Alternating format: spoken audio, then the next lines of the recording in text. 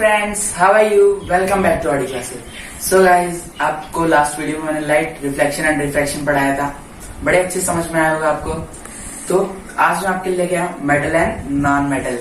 Metal and non metal बड़ा interesting chapter है और मेरा फेवरेट चैप्टर है, क्योंकि ये हमारे सराउंडिंग में बहुत पाया जाता है ना। अभी मेटल की अगर बात करी जाए, मेटल की अगर मैं बताऊं, मेटल फॉर एग्जाम्पल एक कार ले लो आप। अगर मैं आपके सामने एक कार दूं, अगर मैं आपको उसमें बोलूं कि इसमें से मेरे को सिर्फ मेटल निकाल के दो, क्या दोगे मेरे को आप? इंजन दे दोगे, उसके स्पेयर पार्ट्स जो भी निकाल के दे दोगे, उसकी बॉडी दे दोगे, स्पीड, ये सीट वगैरह, टायर वगैरह, ये तो नहीं होते ना उसके। यानी वो चीज जो हार्ड हो, मतलब the material that is hard, मतलब मेटल हार्ड ही तो होता है एक तरह से। मेटल बहुत हार्ड होता है, आप सभी को पता है। वैसे दुनिया में सबसे ज्यादा हार्ड डायमंड को माना जाता है, पर चैप्टर के हिसाब से मेटल को हार्ड माना जा रहा है। यानी मेटल जो वो चीज जो हार्ड हो, मेलेबल हो, डक्टिलिटी हो, मतलब उसमें डक्टाइल प्रॉपर्टी हो, और क्या हो? सोनैरिटी हो। समझ में आया? जब कोई चीज इन प्रॉपर्टीज को फॉलो कर लेती है ना, वो मेटल बन जाती है। मतलब वापस बता देता हूँ, वो चीज हार्ड होनी चाहिए, समझे? हार्ड होनी चाहिए। दूसरी बात डक्टाइल होनी चाहिए। तीसरी बात मेलेबल होनी चाहिए। चौथी बात सोनैरिटी की प्रॉपर्टी फॉलो करनी चाहिए। समझना है? ये अगर चार प्रॉपर्टी वो अच्छे से फॉलो कर रही है तो समझ जाओ वो मेलेबल है ना? वो सॉरी मेटल है। समझ में आया? इसके बारे में एक और चीज है, मैं दो चीजें और बताना भूल गया, आपको बताता हूँ। यानी पहली बात तो ये, वो इलेक्ट्रिसिटी का गुड कंडक्टर होना चाहिए। अगर इलेक्ट्रिसिटी का गुड कंडक्टर होगा ना तो मेटल खुद बन जाएगा। अगर वही बात करी जाए इसकी हीट की, फॉर एग्जाम्पल मैं आपको एग्जाम्पल देके बताता हूँ उसे। अगर मैं आपको बोलूं एक फ्राई पैन यानी तवा लो, अगर तवे को आप रखते हो हीट यानी गैस पे, तो हीट होने लगता है ना अपने आप, हर कोने से हीट हो जाएगा। कभी टच मत करना, पूरा हाथ हो जाएगा, ठीक है? वही मतलब वो हीट की प्रॉपर्टी फॉलो करता है ना। मतलब जो मेटल होता है वो इलेक्ट्रिसिटी की प्रॉपर्टी फॉलो करता है, तो इलेक्ट्रिसिटी का अच्छा कंडक्टर है ना। और वही बात कही जाए किसी हीट का भी अच्छा कंडक्टर है, तभी तो हर कोने से हम करते। तो गैस तो एक जगह से ही है ना हीट, पर हर जगह से हीट हो जाता है। वही चीज है। फॉर एग्जाम्पल अगर मैं आपको इसका एग्जाम्पल दूं इलेक्ट्रिसिटी का, आप क्या करिए, एक बैटरी लीजिए, है ना, और एक छोटी सी एलईडी लीजिए, छोटी सी एलईडी जो कि सेल से जल रही हो, ठीक है? बैटरी से क्या करिए आप, जो बैटरी है उसके पॉजिटिव और नेगेटिव टर्मिनल से वायर्स लाइए, बैटरी को कनेक्ट कीजिए, ठीक है? बैटरी को कनेक्ट करने के बाद में जब अगर आप जो दूसरे वायर उसके दोनों टर्मिनल पर कनेक्ट करने के ला रहे हैं, लेफ्ट और राइट टर्मिनल, है ना, उसमें आप एक मेटलिक का पीस लग जी, मतलब मेटल का एक पीस रख दो, है ना। उसको भी देखना तो भी चलेगा वो। क्यों? क्योंकि मेटल एक अच्छा कंडक्टर है हीट का। फॉर एग्जाम्पल एक और देता हूँ, कभी आप क्या कीजिए, एक टेस्टर लीजिए, एक मेटल लीजिए, है ना, और दो वायर्स लीजिए। क्या करना, मेटल को यानी सॉरी वायर्स को इलेक्ट्रिसिटी में लगाना, इलेक्ट्रिसिटी में लगा के मेटल पे लगाना, फिर उस पर टेस्टर लगाना। देखना टेस्टर में एलईडी जलेगी। क्यों? क्योंकि वो अच्छा कंडक्टर है इलेक्ट्रिसिटी का। पर एक चीज बता दो, टेस्टर के थ्रू ही करना, हाथ से करोगे ना अच्छा झटका लग जाएगा, ठीक है? अभी ये चीज आपको समझ में आ गई, मेटल आपको बढ़िया तरीके से मैंने समझा दिया। उसके बाद में आती है नॉन मेटल। अगर मैं आपको नॉन मेटल की बात बताऊं, नॉन मेटल का सबसे बढ़िया एग्जांपल क्या दोगे मेरे को? सबसे पहला एग्जांपल क्या बताओगे? प्लास्टिक ना। प्लास्टिक चीज ही ऐसी है, एग्जांपल देने लायक है ना। क्यों? क्योंकि प्लास्टिक भी हम हमारी रियल लाइफ में यूज करते हैं। तो वही चीजें होती हैं जो हम हमारी रियल चीज में जो यूज करते हैं ना, वही हमारा दिमाग क्या करता है, सबसे पहले उसको ले आता है। मेटल हम दिन में आप देखिए, मेटल को आप एक ना एक या दो मैक्सिमम 5 बार तो मेटल को यूज करते ही करते हो। प्लास्टिक को भी करते हो। क्यों? बॉटल्स भी प्लास्टिक की होती है ना, वही चीज है। तो मेटल अपनी जगह पे। अभी नॉन मेटल की बात कर रहे हैं हम। नॉन मेटल मतलब प्लास्टिक, उसमें गुड कंडक्टर ऑफ इलेक्ट्रिसिटी नहीं होगा वो, है ना, हीट का कंडक्शन नहीं करेगा, समझे? मेलेबल नहीं होगा, डक्टाइल नहीं होगा, सोनैरिटी नहीं होगा, ठीक है? पर नॉन मेटल में एक अपवाद आता है, ग्रेफाइट। ग्रेफाइट पता है इलेक्ट्रिसिटी कंडक्ट कर सकता है, पर वो पूरा अपवाद नहीं होता है। अगर जो ग्रेफाइट होता है ना, वो इलेक्ट्रिसिटी कंडक्ट कर सकता है, ठीक है? ग्रेफाइट एक ऐसी चीज है नॉन मेटल्स में जो कि इलेक्ट्रिसिटी को कंडक्ट कर सकता है। अगर मैं आपको बोलूं दुनिया में सबसे हार्डेस्ट चीज क्या है, आप तो बोलोगे अभी आपने तो बताया मेटल है, मैंने सिर्फ चैप्टर के अकॉर्डिंग बताया मेटल हार्ड है। अगर रियलिटी में बताऊं मेटल को छोड़िए, डायमंड दुनिया में वर्ल्ड में सबसे हार्ड है डायमंड, ठीक है। तो मेटल और नॉन मेटल मैंने आपको अच्छे समझा दिया। मैं जानता हूँ लास्ट वीडियो में मैंने आपको नोट्स के थ्रू समझाया था, उसमें आपको बड़े बेटर तरीके से समझ में आया, आपको नोट्स भी प्रोवाइड करवाए थे मैंने टेलीग्राम चैनल पे। तो आज भी मैं आपको नोट्स के थ्रू ही समझाऊंगा। ऐसा मत समझिए कि मैं आपको बोल के नहीं समझा रहा, मतलब मैं आपको देख के समझा रहा हूँ, ऐसी कोई बात नहीं है। मैं आपके लिए कर रहा हूँ, क्यों? क्योंकि आपको अच्छे समझ में आए, इसलिए मैंने आज वापस से कुछ नोट्स अच्छे से तैयार करे। तो चलिए मैं आपको नोट से ही समझाता हूँ। सो गाइज, मैंने आपको मेटल बता दिया था, नॉन मेटल बता दिया था, तो मैं आपको एक बार बढ़िया तरीके से समझाने के लिए आज मैं आपको लिख के समझाऊंगा, ठीक है। तो चैप्टर क्या आज हमारा,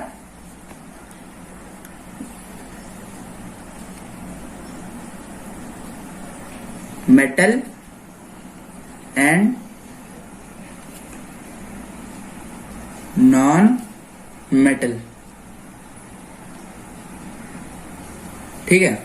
ये है आज हमारा चैप्टर, समझ में आया सभी को। उसके बाद में अभी पहले मैंने आपको मेटल की कुछ प्रॉपर्टीज बताई थी ना, कि मेटल क्या क्या फॉलो करता है, तो ही हम उसको मेटल मानेंगे, वो भी मैं यहाँ लिखूंगा। सबसे पहली प्रॉपर्टी क्या है, ये देखो यहाँ पे। सबसे पहली प्रॉपर्टी क्या है, वो हार्ड होना चाहिए, है ना, ठीक है, वो हार्ड होना चाहिए, ठीक है। दूसरी प्रॉपर्टी क्या है, वो सोनरिटी की प्रॉपर्टी फॉलो करनी चाहिए, यानी शाइनी होना चाहिए। वह शाइनी तो डायमंड भी है, उसको नहीं कहेंगे पर हम, ठीक है। उसके बाद में मेलेबल होना चाहिए, ठीक है, मेलेबल भी होना चाहिए। उसके बाद में आता है डक्टाइल भी होना चाहिए, डक्टिलिटी प्रॉपर्टी फॉलो करना चाहिए, समझ में आया। हार्ड भी होना चाहिए, शाइनी भी होना चाहिए, मेलेबल भी होना चाहिए और डक्टाइल भी होना चाहिए, ठीक है। ये चार तो हो गई बेसिक, ठीक है। और अब जो बताने जा रहा हूं वो है इंपॉर्टेंट, ठीक है।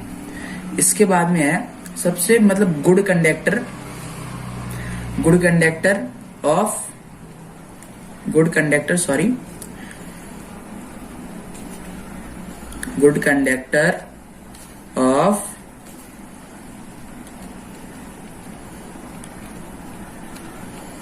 इलेक्ट्रिसिटी एंड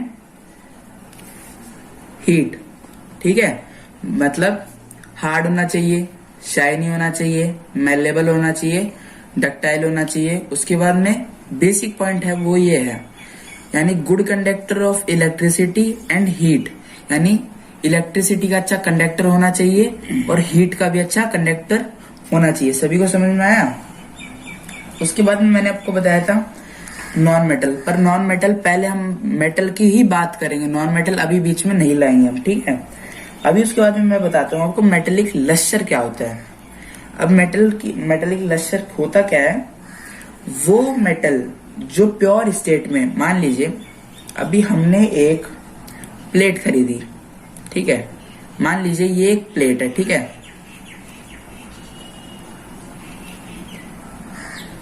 ठीक है, मान लीजिए ये एक प्लेट है, ये स्टील की प्लेट है, पर याद रखना एक बार, है ना। तो अभी ये जो रहता है, ये जो पूरा एरिया रहता है, ये एकदम शाइनी रहता है, समझ में आया।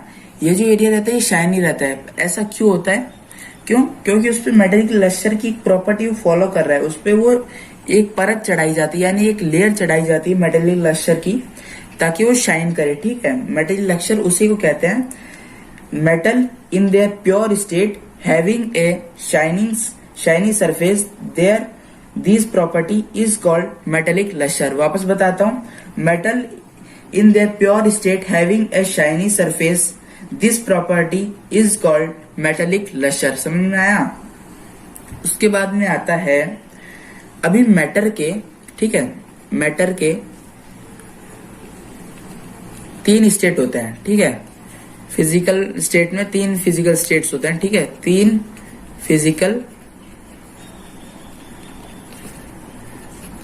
फिजिकल स्टेट होते हैं, ठीक है।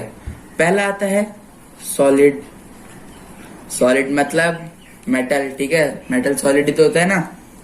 उसके बाद में आता है लिक्विड। अभी लिक्विड तो आप सभी को पता है, फॉर एग्जाम्पल वाटर, ठीक है। उसके बाद में आता है गैस। अभी यहाँ पे देखो गैस का एग्जाम्पल आया है। अभी गैस का एग्जाम्पल आप क्या बताओगे मेरे को? चलो गैस का एग्जाम्पल बताता हूं मैं आपको। गैस का एग्जाम्पल देखे तो ऑक्सीजन, ठीक है, CO2 कार्बन डाइऑक्साइड, नाइट्रोजन। वैसे कहने को तो नाइट्रोजन लिक्विड नाइट्रोजन भी होता है, पर नाइट्रोजन एक गैस भी तो होती है ना सबसे, ठीक है। ये इसके एग्जाम्पल हो गए। इसके बाद में मेलेबिलिटी। अभी मेलेबिलिटी से पहले मान लीजिए मैंने आपको ये एक पीस दिया मेटल का। अभी मैंने बोला इसको एकदम थिन शीट में यानी पेपर शीट में ऐसा कन्वर्ट करो।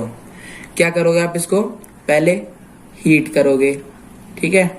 पहले आप इसको हीट करोगे, हीट करने के बाद में इसको बार बार मारोगे, यहाँ ऊपर से कहीं से मारोगे, बीट करोगे इसको, तभी तो ये थिन शीट बनेगा।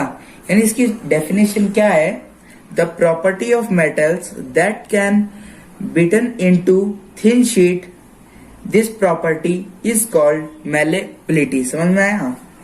यानी जो मेटल थिन शीट में यानी थिन शीट में कन्वर्ट हो जाए उसी को हम मेलेबिलिटी कहते हैं। समझ में आया सभी को? उसके बाद में आता है डक्टिलिटी। अभी डक्टाइल मतलब मान लीजिए अगर मैं कहूं आपको इसी मेटल को एक वायर में कन्वर्ट करना है, ठीक है, तो आप क्या करोगे? वही प्रॉपर्टी फॉलो करोगे, वापस इसको मारोगे, पहले हीट करोगे, फिर मारोगे, यानी इसको बार बार बीट करोगे, तभी तो एक वायर के फॉर्म में आएगा। समझे? तभी एक वायर की फॉर्म में आएगा। अगर वही बात हम करें, सबसे ज्यादा डक्टाइल मेटल कौन सा है?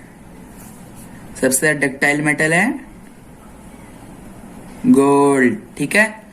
गोल्ड ही सबसे ज्यादा डक्टाइल मेटल है, ठीक है। गोल्ड ही डक्टाइल मेटल है। यानी मैंने आपको अभी क्या समझाया? मेटल के बारे में बता दिया। वो मेटल वही होता है जो ये प्रॉपर्टीज फॉलो करता है। हार्ड होता है, शाइनी होता है, मेलेबल होता है, डक्टाइल होता है, इलेक्ट्रिसिटी और हीट का गुड कंडक्टर होता है। मैटर की मैंने आपको 3 फिजिकल स्टेट बताई, सॉलिड, लिक्विड और गैस। गैस के एग्जांपल बता दी, जैसे कि लिक्विड में वाटर मान लीजिए अभी आप, लिक्विड के एग्जांपल फॉर वाटर, ठीक है। पेट्रोल, ये भी तो लिक्विड में आता है ना, पेट्रोल भी, पेट्रोल, डीजल एटसेट्रा, ठीक है। सॉलिड में फॉर एग्जांपल, अब सॉलिड में आप क्या लिखोगे? स्टोन भी तो एक सॉलिड है, ठीक है, स्टोन भी सॉलिड है। फॉर एग्जाम्पल मेटल सॉलिड भी होता है, और तो मेटल को अगर कही जाए मेटल सॉलिड भी होता है और मेलेबल भी होता है, मतलब उसको कन्वर्ट कर दे थिन शीट में तो उसको हिलाएंगे तो हिलेगा ना अच्छे से। यानी सॉलिड में एक स्टोन मान लीजिए, अब आप कोई स्टोन मान लीजिए, एक ब्रिक मान लीजिए कोई, ऐसे कई एग्जाम्पल आप लिख सकते हैं इसमें, ठीक है। अभी उसके बाद में मैंने आपको मेलेबिलिटी समझा दी अच्छे से, मेटेलिक लश्यर बता दिया। ये मत समझिए कि मैंने कोई अंडा बताया आपको, इसका मेटेलिक लश्यर बताया मैंने, ठीक है, प्लेट का एग्जांपल देके। अभी मैंने आपको मेलेबिलिटी बता दिया, डक्टिलिटी बता दिया अच्छे से, समझ में आया।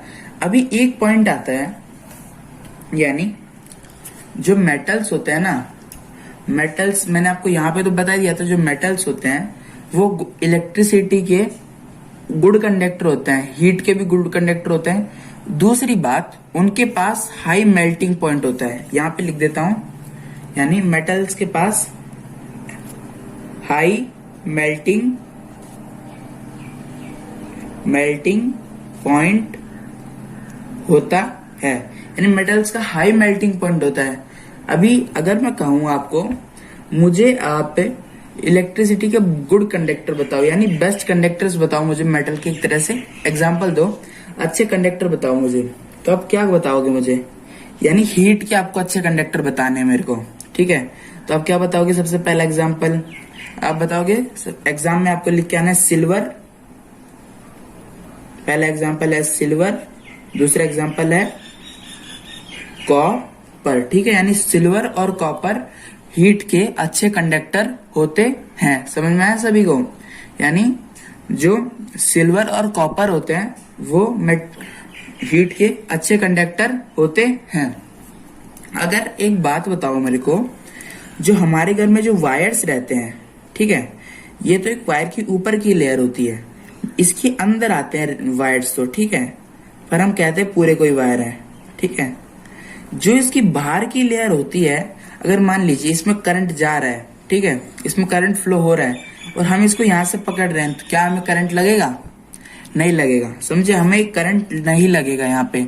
अगर वही बात करी जाए, अगर मैं इस लेयर को हटा के और आपको ये अंदर के जो वायर्स होते हैं इनको अगर आपको बोलो कि इसको पकड़ो, तो क्या करंट लगेगा? ऐसा कभी मत करना, करंट से मर जाओगे, ठीक है। इसमें करंट लगता है, क्यों?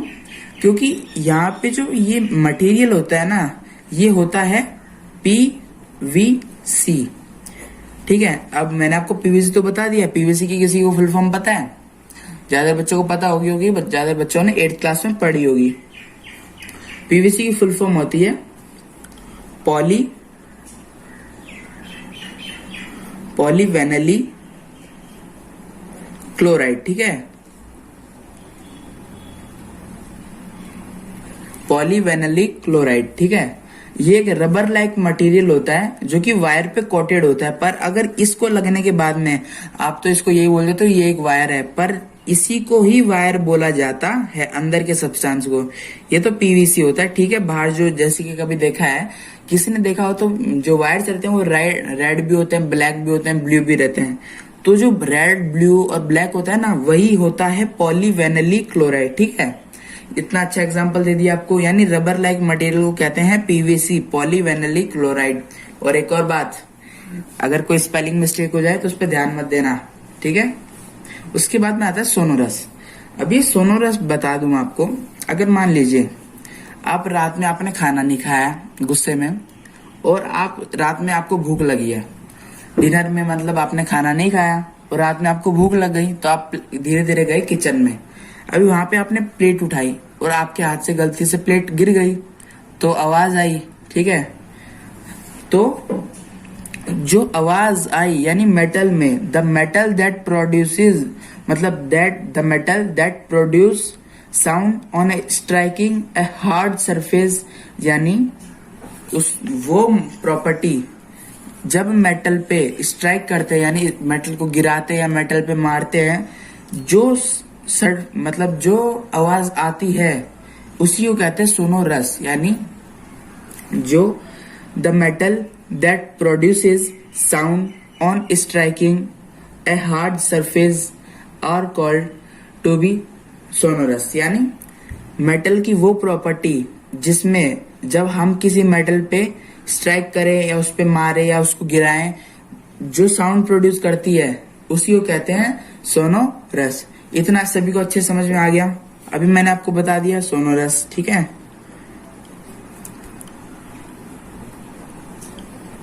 ठीक है, ये सोनोरस मैंने आपको बता दिया है। सोनोरस समझ में आ गया आपको? PVC बता दिया मैंने आपको क्या होता है, यानी हीट के अच्छे मेल्टिंग पॉइंट बता दिया, यानी हीट के कंडक्टर्स बता दिए। और यहाँ पे एक पॉइंट बताया था, मेटल्स के पास हाई मेल्टिंग पॉइंट होता है। सभी को उम्मीद करता हूँ सभी को इतना तो अच्छे से समझ में आ गया होगा। तो अब तक था हमारे मेटल का, मेटल समझा दिया मैंने आपको, यानी अब मेटल की बात खत्म, मेटल चोरी हो गया। अभी बात आती है नॉन मेटल की, यानी अब मैं समझाऊंगा नॉन मेटल, ठीक है, नॉन मेटल, ठीक है। अभी मैं आपको नॉन मेटल समझाऊंगा।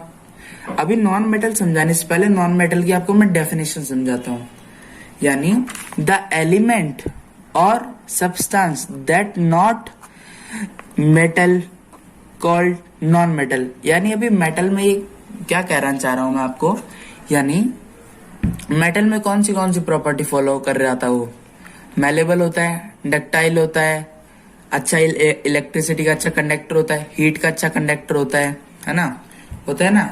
तो वही प्रॉपर्टी अगर नॉन मेटल फॉलो नहीं कर रहा, फॉर एग्जाम्पल मैं बताऊं, प्लास्टिक है ना। अभी जैसे कि मैंने आपको प्लास्टिक समझाया, अभी प्लास्टिक का एक एग्जाम्पल दिया मैंने आपको, क्या प्लास्टिक मैलेबल होता है? मैलेबिलिटी की मैंने आपको क्या बताया था, यानी वो मेटल जो थिन शीट में कन्वर्ट हो जाए बीट करने के बाद में, प्लास्टिक को तो हम अगर जलाने लगे तो वो तो जल ही जाएगा, पूरा पिघल जाएगा ना, तो मतलब मेलेबिलिटी नहीं होती प्लास्टिक में, यानी मेलेबिलिटी प्लास्टिक में नहीं होती है। इतना समझ में आया? मेलेबिलिटी प्लास्टिक में नहीं होती है। ये एग्जांपल दे रहा हूं मैं आपको नॉन मेटल का। अगर वही बात करें डक्टिलिटी की, डक्टिलिटी क्या करता है, मतलब मेटल को थिन वायर में कन्वर्ट करना ही डक्टिलिटी कहलाता है। अभी यहां देखिए डक्टिलिटी, क्या हम प्लास्टिक को डक्टिलिटी में कन्वर्ट कर सकते हैं? उसके लिए भी हमें उसको हीट करके बीट करना पड़ेगा, तो ये तो वायर में कन्वर्ट होगा। अभी यहाँ पे डक्टिलिटी भी नहीं है, नहीं है ना? इतना समझ में आ गया। दूसरी बात, वो इलेक्ट्रिसिटी का अच्छा कंडक्टर भी नहीं है।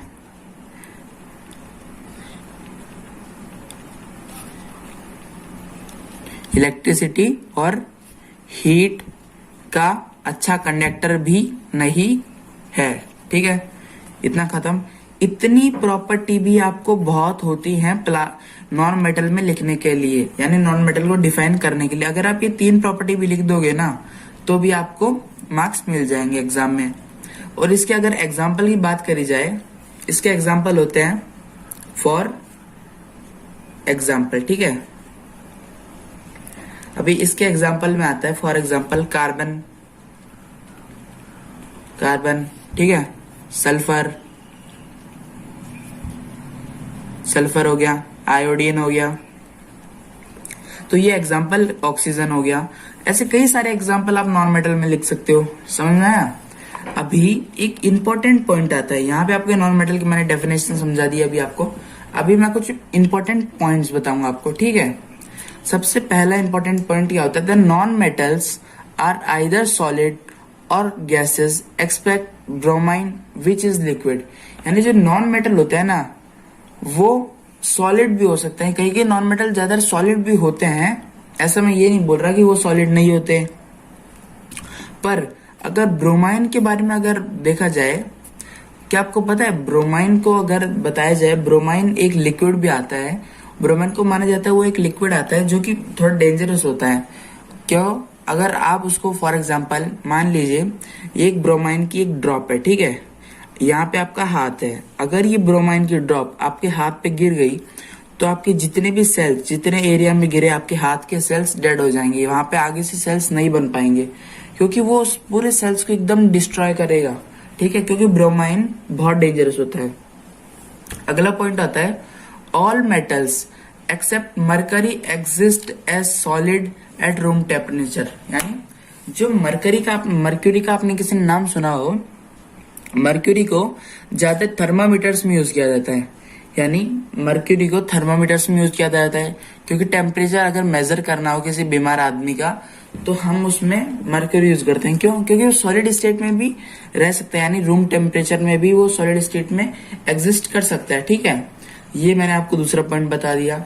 अभी तीसरा पॉइंट क्या है, you may observe that metals have high melting point but gallium and calcium have very low melting point. These two metals will melt if you keep them on your plant. ठीक है? अगर मैं बोलूं जो metals रहते हैं, ये gallium और कैल्शियम, ये नॉन मेटल्स हैं, मेटल भी कह सकते हो आप इसको। वैसे इनके पास हाई मेल्टिंग पॉइंट तो होता है, ठीक है? हाई मेल्टिंग पॉइंट होता है, पर जो गैलियम होता है, ज्यादातर मेटल्स के पास हाई मेल्टिंग पॉइंट तो होता है, पर अगर जो गैलियम और कैल्शियम है ना उनके पास लो मेल्टिंग पॉइंट होता है। ये गैलियम और कैल्शियम, यानी गैलियम GALLIUM, गैलियम और कैल्शियम, ठीक है? ये जो दो नॉन मेटल्स हैं गैलियम और कैल्शियम, अगर आप इसको अपने हाथ पे रख दोगे ना तो ये वहां पे जल जाएगा क्योंकि इनका जो मेल्टिंग पॉइंट ना वो लो है, लो मेल्टिंग पॉइंट, ठीक है? क्योंकि इनका जो मेल्टिंग पॉइंट है वो बहुत लो होता है, ठीक है? अगर आप इसको अपने हाथ पे भी रख लोगे तो भी ये बर्न हो जाएगा, यानी जल जाएगा, ये मेल्ट हो जाएगा, आप ये भी कह सकते हो। दूसरा पॉइंट आता है आयोडीन है ना, जो आयोडीन है वो नॉन मेटल तो है पर वो लस्टरस है, ठीक है। लस्टरस मतलब मैंने मेटेलिक लस्टर आपको बताया था ना, यानी शाइनी सरफेस, याद आया कुछ, the ability of shiny surface, ठीक है। यानी जो आयोडीन है ना वो कहने को तो नॉन मेटल ही है, जो आयोडीन है वो कहने को तो नॉन मेटल ही है, पर एक उसमें क्या है, ज्यादा मेटल्स तो लस्टरस भी फॉलो करते हैं, मेलेबिलिटी भी फॉलो करते हैं, मेटल्स डक्टिलिटी भी फॉलो करते हैं, पर नॉन मेटल मेलेबिलिटी फॉलो नहीं करते, डक्टिलिटी भी फॉलो नहीं करते, हार्ड भी बहुत कम होते हैं, वो इलेक्ट्रिसिटी और हीट के अच्छे कंडक्टर भी नहीं होते। पर आयोडीन एक ऐसा नॉन मेटल है जो लस्टरस है, ठीक है, यानी उसमें भी शाइनिंग सरफेस होती है, यानी लस्टर मेटेलिक लस्टर उसमें भी आयोडीन में भी होती है, यानी आयोडीन में भी लस्टरस। हम थोड़ा थोड़ा इसको भी थोड़ा मार्क्स दे दीजिए, क्योंकि ये भी तो एक मेटल का ही पार्ट है ना, पार्ट तो नहीं, ये नहीं कह सकते हम पार्ट है, पर ये उसकी प्रॉपर्टी फॉलो कर रही है, चुरा के ले आया थोड़ा बहुत प्रॉपर्टी उसकी। उसके बाद में एक और पॉइंट बताता हूँ, मैं आपको बहुत सारे पॉइंट बताऊंगा ताकि आपको एग्जाम में दिक्कत ना हो। कार्बन, जो कार्बन होता है ना वो एक नॉन मेटल है कहने को तो, मतलब जो कार्बन है वो नॉन मेटल है, पर जो कार्बन है वो कई डिफरेंट फॉर्म में एग्जिस्ट कर सकता है। जो कार्बन है ना वो डिफरेंट फॉर्म में एग्जिस्ट कर सकता है, यानी जो कार्बन है वो कई सारी फॉर्म्स में एग्जिस्ट कर सकता है। पर ऐसा क्यों है? अगर मैं पूछूं डायमंड किसका एलोट्रॉप है? जो डायमंड है, हम बोलते हैं डायमंड दुनिया का सबसे हार्डेस्ट चीज है, दुनिया में सबसे हार्डेस्ट है डायमंड। अगर मैं आपसे पूछूं डायमंड किसका एलोट्रॉप है? डायमंड एलोट्रॉप है कार्बन का, ठीक है, कार्बन का वो एलोट्रॉप है, समझ में आया? और उसके बाद में अभी मैं अगर पूछूं एल्कली मेटल्स, यानी एल्कली मेटल्स आपको नहीं पता तो मैं बता दूं, एल्कली मेटल्स होते हैं लिथियम, सोडियम, पोटेशियम, जो कि नाइफ के द्वारा कट कर सकते हैं।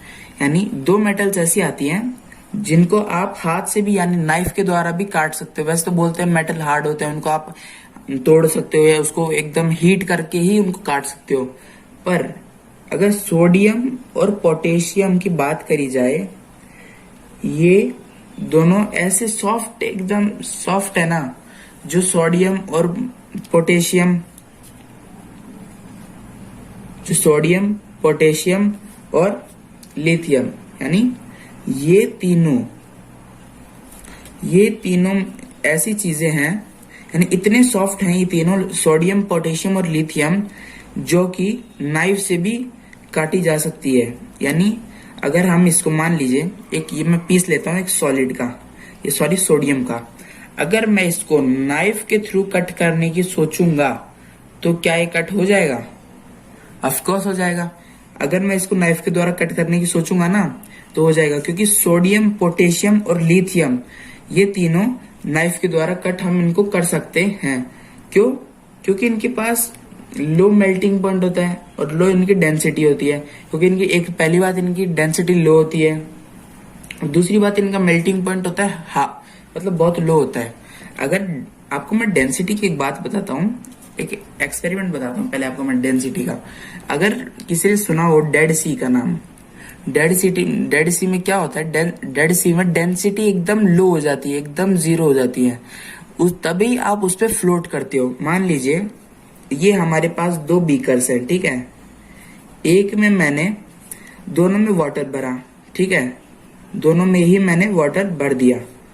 अभी मैंने एक में क्या किया, मैंने एक में तो सिर्फ और सिर्फ वाटर रखा और हमने एक पोटैटो ले लिया, ठीक है, पोटैटो मतलब आलू, ठीक है, और यहाँ पे इसमें हमने पानी में 3 बड़ी स्पून नमक की डाल दी और उसको अच्छे से मिक्स कर दिया। यानी आपको बताने के लिए यहाँ पे लिख देता हूँ सॉल्टेड वाटर, ठीक है, या सॉल्ट वाटर, ठीक है। अभी मैंने इसमें डाल दिया सॉल्ट, 3 चम्मच या बड़ी चम्मच आप जो भी कह सकते हैं, थोड़ा आपको ज्यादा सॉल्ट इसमें मिक्स करना है। और अभी आप इस पोटैटो को इस सिंपल वाटर में डालोगे तो ये फ्लोट नहीं करेगा, तो ये डूब जाएगा। अगर वही बात आप इस पोटैटो को इस बीकर में या इस ग्लास में डालोगे तो ये फ्लोट करेगा, ठीक है, ये उस समय फ्लोट नहीं करेगा। जो पोटैटो है वो यहाँ पे फ्लोट नहीं करेगा ओनली ग्लास वाटर में, यानी सिंपल वाटर उसमें फ्लोट नहीं करेगा क्योंकि यहाँ पे डेंसिटी है। और अगर यहाँ पे अगर बात करी जाए, यहाँ पे डेंसिटी नहीं है क्योंकि हमने पानी नमक मिला के डेंसिटी खत्म कर दी।